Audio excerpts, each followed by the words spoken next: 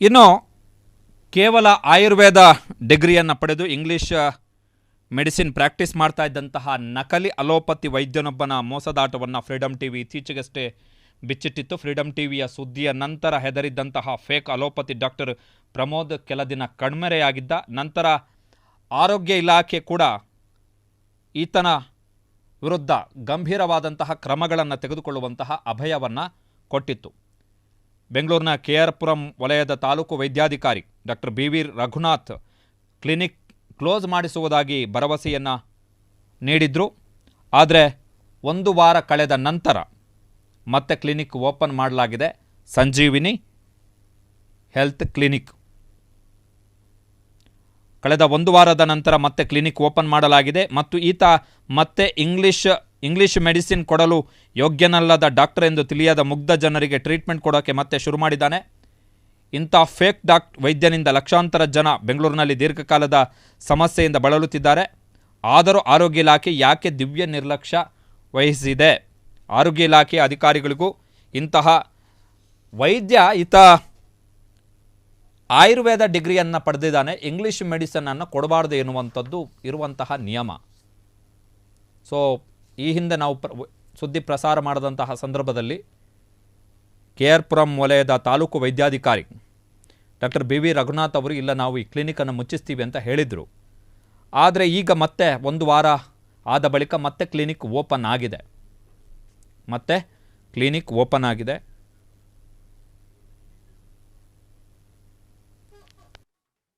So ನಮ್ಮ ಜೊತೆಗೆ ತಾಲೂಕು ವೈದ್ಯಾಧಿಕಾರಿಗಳಾದಂತಹ ಡಾಕ್ಟರ್ BV ರಘುನಾಥ್ ಅವರಿದ್ದಾರೆ. ಸರ್ ನಮಸ್ತೆ. ನಮಸ್ತೆ ಸರ್, ಈಗ ಆಯುರ್ವೇದ ಡಿಗ್ರಿಯನ್ನು ಪಡೆದು ಇಂಗ್ಲೀಷ್ ಮೆಡಿಸಿನ್ ಕೊಡುವಂಥದ್ದು ಲೀಗಲಿ ಪರ್ಮಿಟೆಡ್ಡಾ ನಾಟ್ ಪರ್ಮಿಟೆಡಾ ಸರ್? Not permitted. ಓಕೆ, ಅಂದರೆ ಈಗ ನೀವು ಈ ಕ್ಲಿನಿಕ್ ಬಗ್ಗೆ ನಿಮಗೇನು ಮಾಹಿತಿ ಸಿಕ್ಕಿದೆಯಾ ಸರ್? ಹೌದು. ಸೊ ಏನು ಆಕ್ಷನ್ ಸರ್?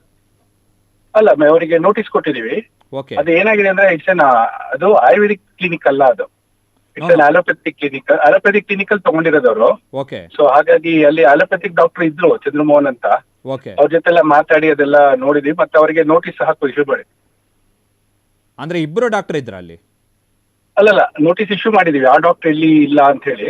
ಓಕೆ. ಸೊ ಅದಕ್ಕೆ ರಿಪ್ಲೈ ವೆಡ್ನೆಸ್ಡೇ ಒಳಗಡೆ ಅವ್ರು ಕೊಡ್ಬೇಕು ನಮ್ಗೆ. ಓಕೆ. ಇನ್ ಕೇಸ್ ನಿಮ್ಮ ಈ ನೋಟಿಸ್ನ ಬಳಿಕವೂ ಕೂಡ ಈಗ ನೀವು ರಿಪ್ಲೈ ಕೊಡ್ಲಿಕ್ಕೆ ಟೈಮ್ ಕೊಟ್ಟಿದ್ದೀರಿ, ಆ ನೋಟಿಸ್ನ ಬಳಿಕವೂ ಕೂಡ ಒಂದು ವೇಳೆ ಈ ಕ್ಲಿನಿಕ್ ಏನಾದರೂ ಮುಂದುವರೆದ್ರೆ ವಾಟ್ ನೆಕ್ಸ್ಟ್ ಸರ್? ಇಲ್ಲ, ಅದು ನಮ್ DH ಸರ್ಗೆ ನಾವು ಇದನ್ನ ರಿಪೋರ್ಟ್ ಹಾಕಿದೀನಿ ಆಲ್ರೆಡಿ, ಅವತ್ತೇ ರಿಪೋರ್ಟ್ ಹಾಕ್ಬಿಟ್ಟಿದ್ದೀನಿ. ಸೊ ಹಾಗೆ ಅವ್ರು ನೆಕ್ಸ್ಟ್ ನಾವು ಬಂದು ಇಲ್ಲಿ ಕ್ಲೋಸ್ ಇಟ್ಟು. ಸೊ ನೀವು ಕ್ಲೋಸ್ ಮಾಡ್ತೀರಿ? ಹೌದು, ಕ್ಲೋಸ್ ಮಾಡ್ತೀವಿ. ಅಂದ್ರೆ ಇದು ಅವರಿಗೆ ಇಂಟಿಮೇಟ್ ಆಗಿದ್ಯಾ? ಅಂದ್ರೆ ಅವರಿಗೆ ಗೊತ್ತು ಅವ್ರಿಗೆ ನಾವು ನೋಟಿಸ್ ಕೊಟ್ಟಿದ್ದೀವಲ್ಲ, ಅದ್ರಲ್ಲಿ ಇದೆ, 7 days ಒಳಗಡೆ. ಓಕೆ, ನಮಗೆ ಪ್ರಾಪರ್ ಎಕ್ಸ್ಪ್ಲನೇಷನ್ ಕೊಡಿ, ಇಲ್ಲ ಅಂದ್ರೆ will close the clinic.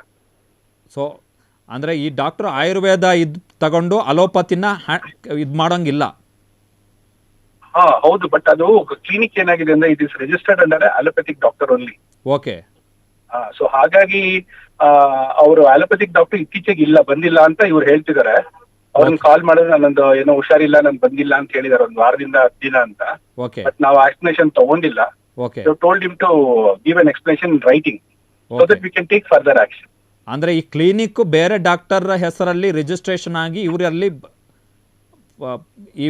Owner.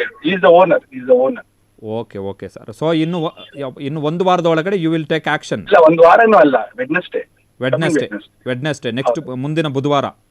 ಹೌದು. Okay, thank you sir, thank you very much. ಇವಾಗ THO KR ಪುರ THO ಅಂದರೆ ತಾಲೂಕು ವೈದ್ಯಾಧಿಕಾರಿ ಕೊಟ್ಟ ಮಾಹಿತಿಯ ಪ್ರಕಾರ ನೋಟಿಸ್ ಇಶ್ಯೂ ಮಾಡಿದ್ದೀವಿ. ಒಂದು ವಾರದ ಒಳಗಡೆ ಉತ್ತರ ಕೊಡೋಕ್ಕೆ ಕೇಳಿದ್ದೀವಿ. ಅಂದರೆ ಮುಂದಿನ ಬುಧವಾರದ ಒಳಗಡೆ ಉತ್ತರ ಕೊಡೋಕ್ಕೆ ಹೇಳಿದ್ದೀವಿ.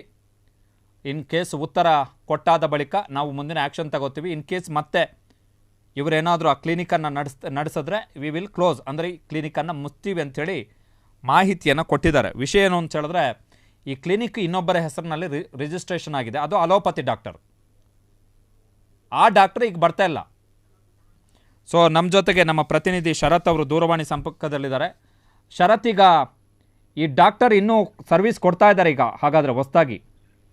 ಅಕ್ಷಯ್, ಏನಂದ್ರೆ ಬೆಂಗಳೂರಿನ ಬೈರತಿಯಲ್ಲಿ ಈ ಒಂದು ಕ್ಲಿನಿಕ್ ಕಳೆದ 16 ವರ್ಷಗಳಿಂದ ಕಾರ್ಯನಿರ್ವಹಿಸ್ತಾ ಇದೆ. ಸಮಸ್ಯೆ ಏನಾಗಿದೆ ಅಂತಂದ್ರೆ ಇದರಲ್ಲಿರುವ ಮೂಲ ಸಮಸ್ಯೆ ಇದೊಂದು ಆರೋಗ್ಯ ಇಲಾಖೆಯ ಒಂದು ನ್ಯೂನ್ಯತೆ ಕೂಡ ಹೌದು. ಇವಾಗ ನಾನು ಅಥವಾ ನೀವು ಕೂಡ ಒಂದು ಕ್ಲಿನಿಕ್ ಅನ್ನ ನಾಳೆ ಓಪನ್ ಮಾಡಬಹುದು. KPME ಸರ್ಟಿಫಿಕೇಶನ್ಗೆ ನಾವು ಅಪ್ಲೈ ಮಾಡಿದ್ರೆ ಸರ್ಕಾರ ಕೊಡಲೇಬೇಕಾಗತ್ತೆ, ಆರೋಗ್ಯ ಇಲಾಖೆ ಕೊಡಲೇಬೇಕಾಗತ್ತೆ.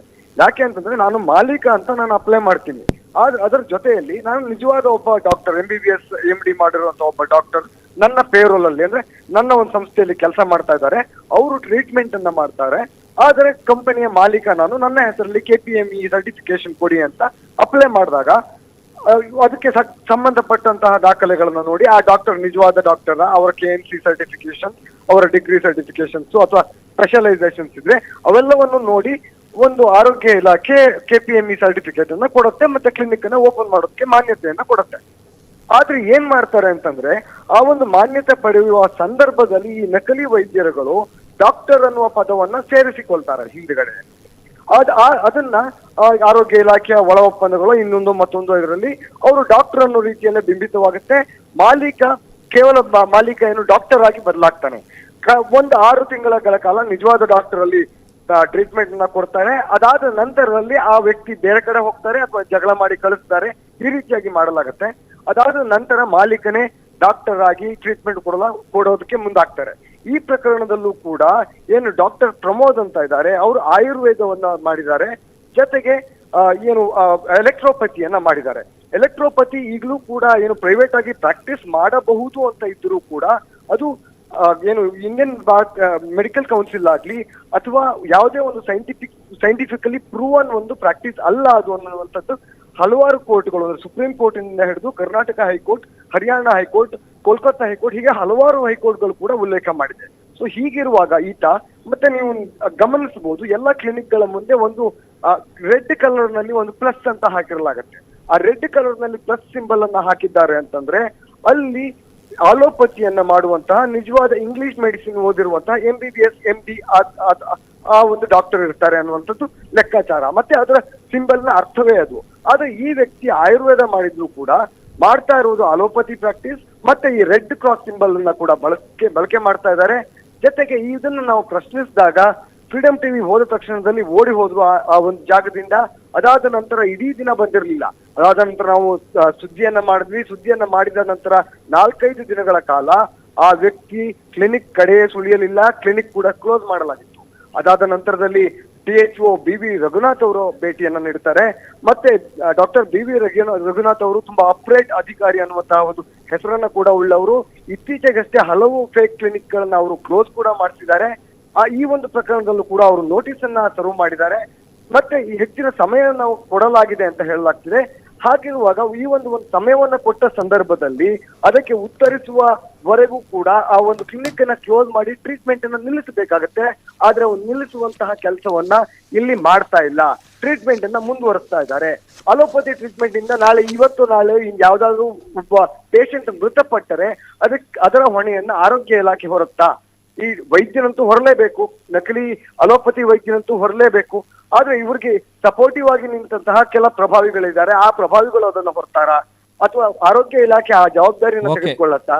ಇವೆಲ್ಲವನ್ನು ಕೂಡ ನಾವು ನೋಡ್ಬೇಕಾಗತ್ತೆ. ಅಕ್ಷಯ್, ಓಕೆ, ಥ್ಯಾಂಕ್ ಯು ಶರತ್, ಇಷ್ಟೊತ್ತು ಸುದ್ದಿ ಮಾಹಿತಿ ಕೊಟ್ಟಿದ್ದಕ್ಕೆ ಥ್ಯಾಂಕ್ ಯು. ಕ್ಷಣ ಕ್ಷಣದ ಸುದ್ದಿಗಳಿಗಾಗಿ ಫ್ರೀಡಮ್ ಟಿವಿ ಸಬ್ಸ್ಕ್ರೈಬ್ ಮಾಡಿ, ಲೈಕ್ ಮಾಡಿ ಹಾಗೂ ಫಾಲೋ ಮಾಡಿ. ಹೊಸ ಸುದ್ದಿಗಳ ನೋಟಿಫಿಕೇಶನ್ಗಾಗಿ ಬೆಲ್ ಐಕಾನ್ ಮೇಲೆ ಕ್ಲಿಕ್ ಮಾಡಿ.